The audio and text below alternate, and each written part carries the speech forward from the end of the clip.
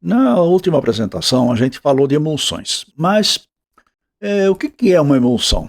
Pelo dicionário, emulsão é combinação de dois líquidos que normalmente não se misturam, que você precisa bater para eles ficarem dispersos um no outro.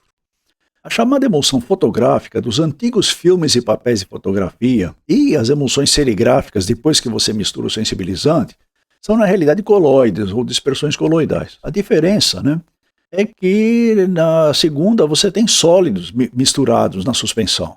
Então, as emulsões de serigrafia, ela, além do sensibilizante, ela pode conter outros sólidos, mas sim ou não, depende da formulação. Na origem das palavras, emulse significa leite ordenhado, enquanto colas, em grego, né, significa grudar. A sua função é formar o stencil, um material sólido, ou seja, uma máscara ou molde que aderido à tela forma a matriz serigráfica, como todo mundo sabe.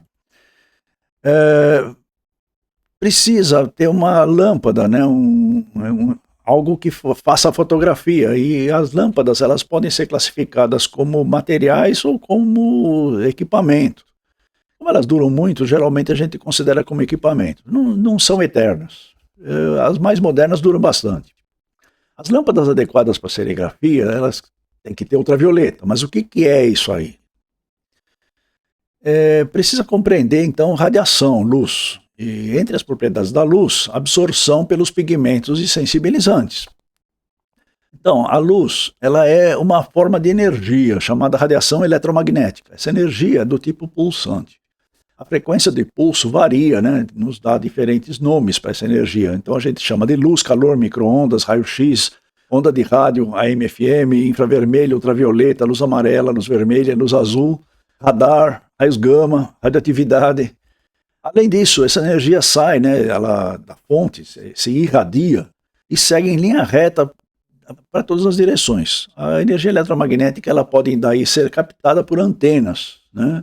Dentro dos nossos olhos tem antenas que captam a luz e transformam em impulsos elétricos que vão para o cérebro, células da retina. As ondas de rádio também elas são parte da energia eletromagnética, mas as antenas são diferentes. É como se fossem cores que os olhos não conseguem captar. Ocorre que durante o caminho da energia ela pulsa com uma certa frequência, tantas vezes por segundo. E essa energia caminha com uma certa velocidade, que é a velocidade da luz. Sabendo-se a velocidade e a frequência, a gente pode determinar uma distância em que o pulso acontece. Então, essa medida é a que o físico Thomas Young determinou para classificar as cores.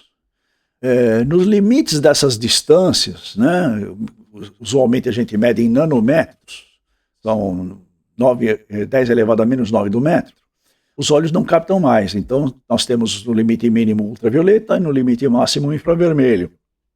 A menos que alguém tenha parentesco com o predador do filme de cinema, que enxerga o IR. Né?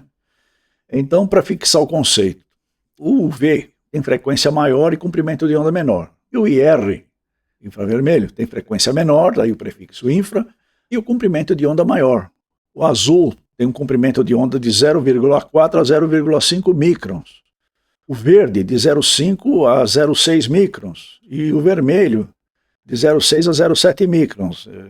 0,4 microns é a mesma coisa que 400 nanômetros. Micro-ondas tem comprimento de onda de 0,1 milímetro. O raio-x tem comprimento de onda abaixo de 10 nanômetros.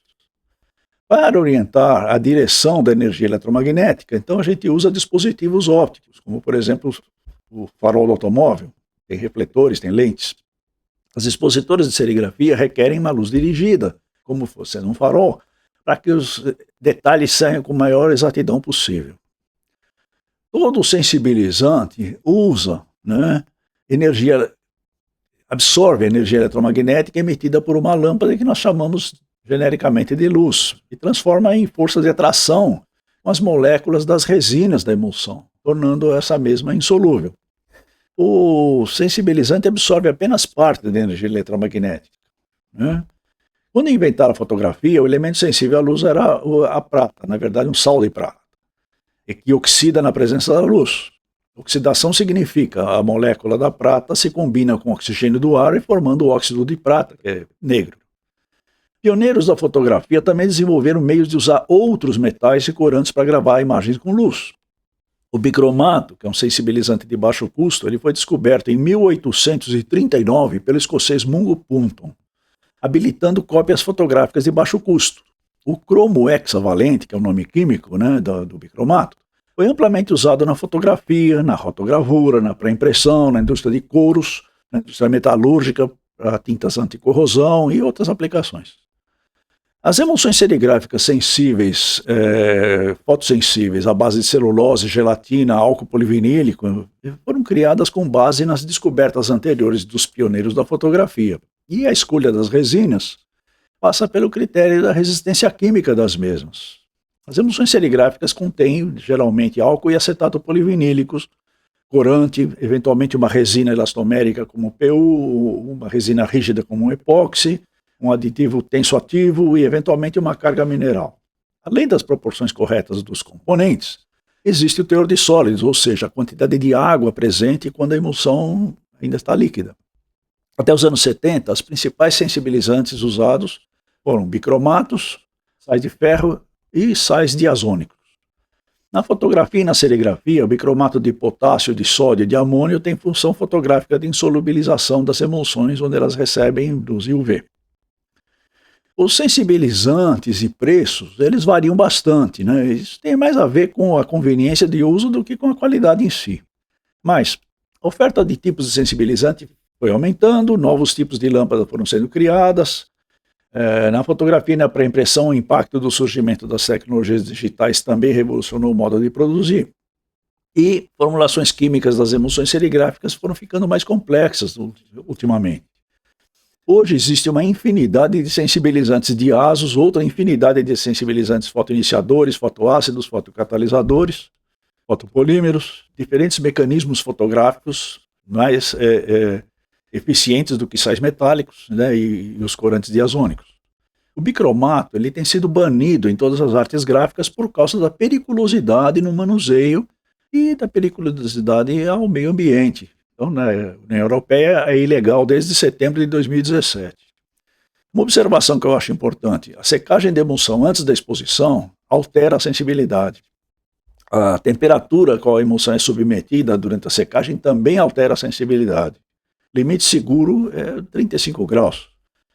Existem vários diazos, né, sais diazônicos, e a diferença é a quantidade por quilo de emulsão. Tipicamente, você usa de 2 a 5 gramas para cada quilo de emulsão.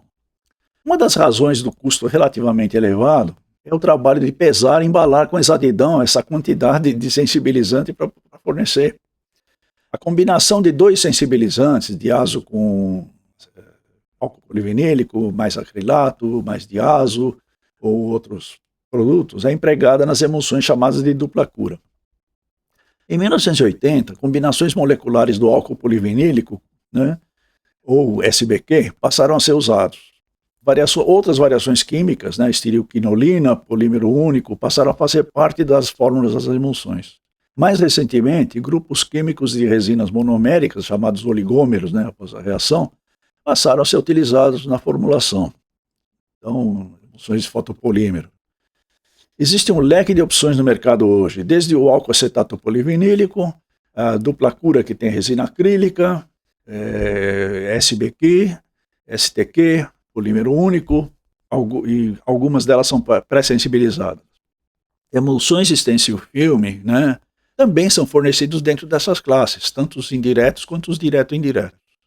Quem quiser me enviar um e-mail, posso responder enviando um estudo de custo para filmes capilares, provando que pode ter um custo mais baixo do que a emulsão líquida, apesar do preço, e dependendo do caso. Observação que eu acho importante: a emulsão ela precisa estar seca antes de expor. A umidade reduz a sensibilidade dos diazos e aumenta a sensibilidade do bicromato. Os diazos perdem sensibilidade no calor e o bicromato é sensibilizado no calor. Então, não existe dispositivo que bloqueie o calor. É positivo, né? Fotolito para calor. Cuidado com a estufa. Então, fotoiniciadores têm reação apenas com os materiais da fórmula e o fotossensibilizante, como o bicromato, reage com tudo, inclusive com o operador. O cromo, né, ele entra no corpo através da respiração da névoa úmida da revelação, respingo na pele, contato com roupas que foram respingadas, com a névoa nas mucosas olhos-boca. E se o descarte foi para a terra ou para águas, através da ingestão posteriormente, o cromo, quando ele entra no organismo, ele fica lá para sempre, como acontece com os metais pesados, obstruindo rins, fígado e pulmões. Não é câncer propriamente dito, mas sim um envenenamento de longo prazo. O bicromato ele é instável, muda de sensibilidade com o tempo. A água da revelação é um poluente ambiental de águas e terra, penetra no organismo pela respiração e acumula nos rins ao longo do tempo. Eu conheci uma pessoa que, após 10 anos revelando telas, teve que começar a fazer hemodiálise uma vez por semana no hospital. Resumindo, para usar o bicromato com segurança, né, você precisa ter investimento em filtragem de efluentes, em equipamento de proteção individual, máscara dental, luvas, aspiração eficaz no meio ambiente. Fazer direito sai mais caro do que usando produtos mais seguros. Então, por que o bicromato está sendo banido no mundo? Em 2003, na Guerra do Golfo, a estação de tratamento de água de Kermat, ali no Iraque, foi tomada por soldados americanos e ingleses, né? Em 2000 e foi contaminada com bicromato de sódio que os iraquianos pulverizaram de avião. Soldados ingleses que chegaram antes tiveram sangramento do nariz e irritação na pele do corpo inteiro sem explicação visível. A própria areia que vinha com o vento estava contaminada. Embora os soldados não tivessem utilizado a água da estação, eles tiveram problemas crônicos no retorno da guerra. Um tenente-coronel, James Gentry, morreu de câncer 6 anos após ter passado por lá. A contaminação do solo é talvez o pior caso, porque o cromo ele vai sendo transferido para a água, para os vegetais e contaminando as pessoas no longo prazo. Então, aconteceram desastres ecológicos com mortes em comunidades próximas de fábricas que usavam bicromato devido a vazamento, contaminação do solo, causando problemas, né? Água ou ar contaminados. Durante 14 anos, na cidade de Hinley, na Califórnia, a fábrica Pacific Gas and Electric Company, desde 1952 até 1966, chegou a descartar 370 milhões de galões de água contaminada com o cromo 6, né, com cromato de potássio, e que é utilizado como pigmento anticorrosivo de baixo custo nas tubulações de gás dessa fábrica. Então, são 9 mil quilômetros de tubulações, fornecem gás a 4,2 milhões de usuários. E o local de descarte das águas, um lago, né, que continuou até 1996, era delimitado, só que ia infiltrando para o solo, e aí as pessoas começaram a ser envenenadas, né? O lençol freático. O solo contaminado chegou a 3 quilômetros de distância do lago em 2013. Em 2015, a névoa de cromo, vapor da água contaminada, no ar, ao redor, chegava a 6 quilômetros por 9. A companhia teve, no fim, que construir uma barreira de concreto de 800 metros para conter a névoa emitida por evaporação do poço de descarte, bombear etanol no solo para converter o cromo 6 a um cromo 3 neutralizado e plantar vários acres de feno, né, alfafa, né, ao redor como contramedida. Então, o filme Erin Brockovich conta exatamente essa história real que aconteceu nos Estados Unidos. Agora, se eu comprar o sensibilizante ou a emulsão mais cara, quanto eu vou ter que cobrar mais? Por exemplo, 5 gramas de diazo para 1 kg de emulsão custa R$ 35. E 100 ml do bicromato para 1 kg de emulsão também custa R$ 10. Ou seja, se 1 kg de emulsão rende 15 telas, por exemplo, né, de 64 fios, a diferença comparativa por tela é, R$ 25 de diferença dividido por 15 telas dá R$ 1,70. E se a tiragem da impressão for de 40 peças para cada tela, né, o custo adicional por cor vai ser de R$ 1,70 dividido por 40 igual a 4 centavos. Isso se usar a mesma emulsão, comparando um sensibilizante com outro. Mas e se eu usar uma emulsão melhor?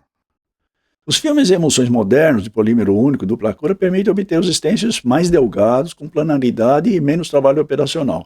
Vamos pegar uma emulsão WR, por exemplo, que é emulsão simples com diazo, ela custa 95 e uma emulsão básica bicromatada custa, sei lá, uns 50. Diferença, o dobro. Bom, se o rendimento for de umas 15 telas, R$ 45 de diferença dividido por 15 vai dar R$ 3 por tela. Supondo a mesma tiragem de 40 peças, você vai ter que cobrar 8 centavos a mais por impressão. Agora, sabendo que o custo de usar o bicromato é, corretamente, uma infraestrutura muito cara de tratamento de água e que o desconforto de usar roupa de mergulho para operar sem risco, né? Eu pergunto, vale a pena a teimosia por causa de R$ 2 ou R$ 3 por tela? Bom, é uma pergunta, pense nisso. Até a semana que vem.